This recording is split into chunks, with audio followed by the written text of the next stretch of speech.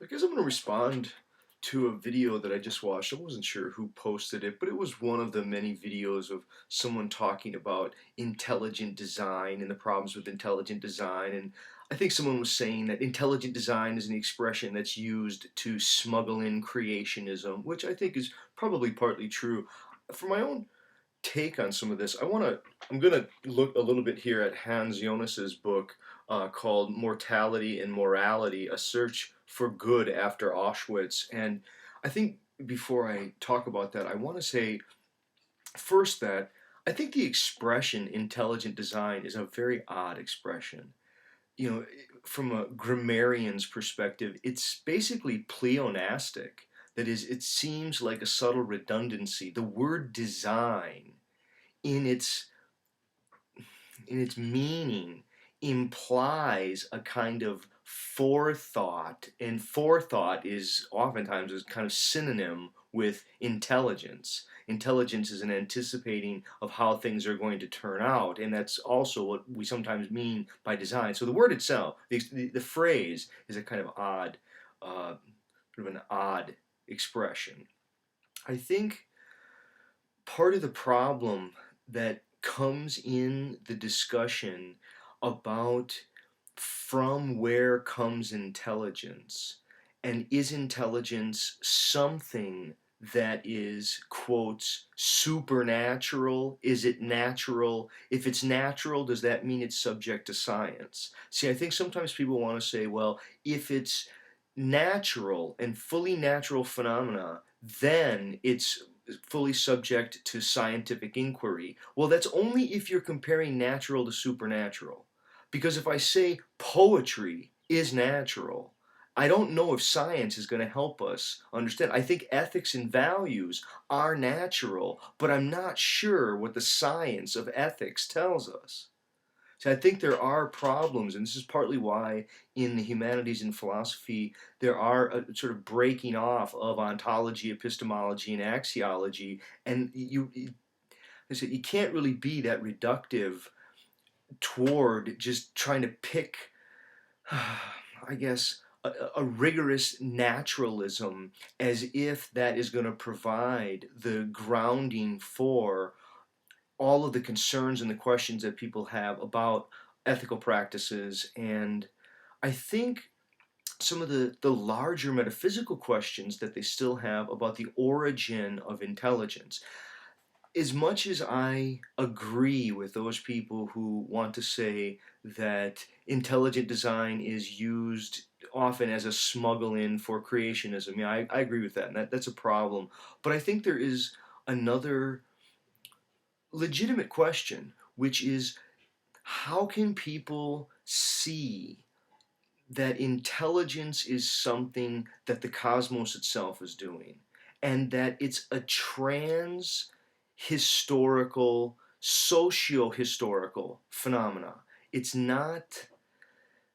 It's not just something occurring within a brain state. See, the problem that I have with those who most effectively dismantle the religious highfalutin talk of, souls and all this kind of stuff, these hardcore materialists, as insightful as they are, I'm not sure that they adequately understand what human consciousness is and how it relates to language, and what this trans-historical phenomena of world is.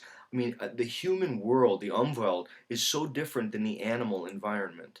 Animals live in environments, humans live in a world, and the world has a totality of what happens once you recognize your own death. I think that some of the videos I've had recently, somebody has talked about this question of totality. Is there a totality in addition to the relations?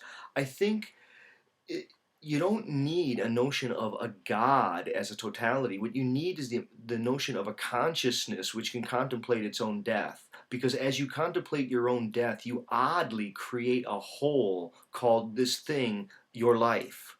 Right? Your life can seem to be a thing that has a continued state of wholeness in its ongoing development. And that wholeness, even though it's going to arbitrarily be interrupted at one point by your death, however that's going to happen, it's experienced in its wholeness because we live with the ongoing shadow of our own death.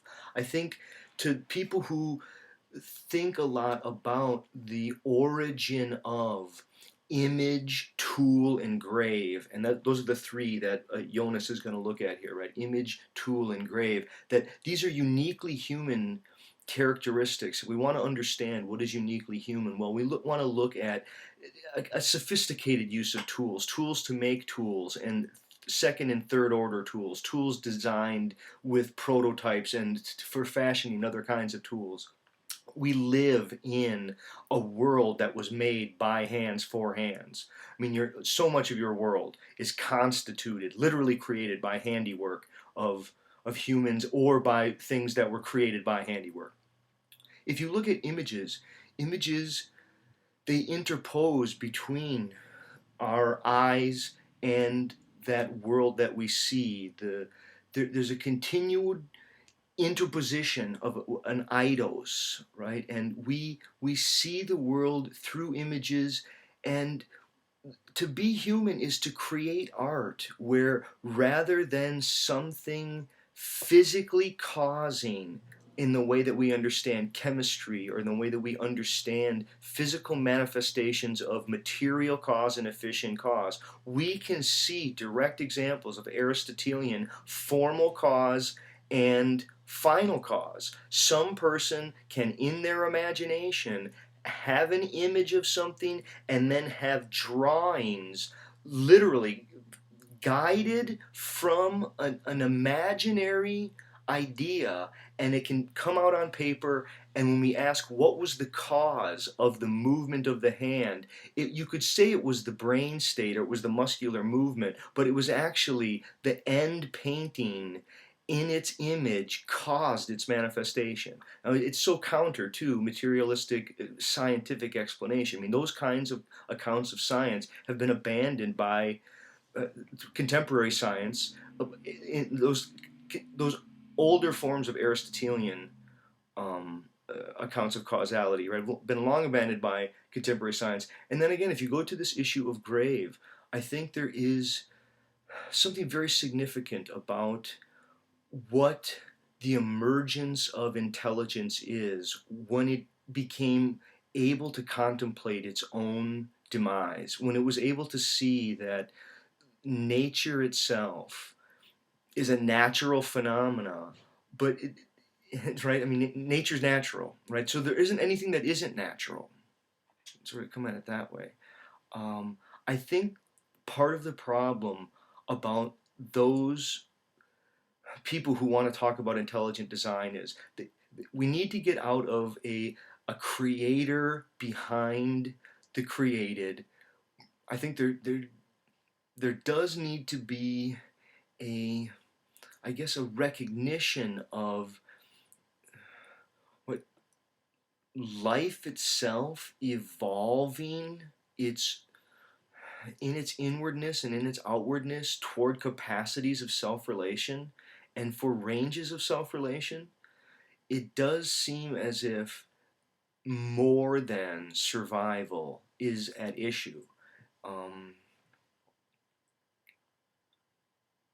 I don't know how people can. I mean, I think the concern that people ought to have about intelligent design is if we say that the universe itself is not intelligent, and if we say, well, only people are intelligent, I'm fearful of an imagined pulling people, sort of people pulling themselves up by their own bootstraps, as if intelligence is a completely human created invention.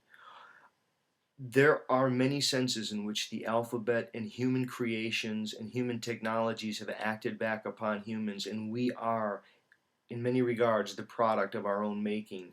But the capacity to be the product of your own making was sown metaphysically into the very possibilities of the cosmos. That So in that sense, there isn't anything that isn't natural. The problem is that there are too many people, in my estimation here, and this came just from, again, some of these videos that I've been watching, are that people act as if once you say that natural gets sort of set in opposed to supernatural, which, okay, that's fair enough. But as soon as you say, if it is natural, therefore it can be well addressed by science, that's the problem. Because there, we just tried to walk through some great examples of some aspects of human experience which are not going to be well addressed by scientific method, and they have to do with image, tool, and grave. Okay, thanks.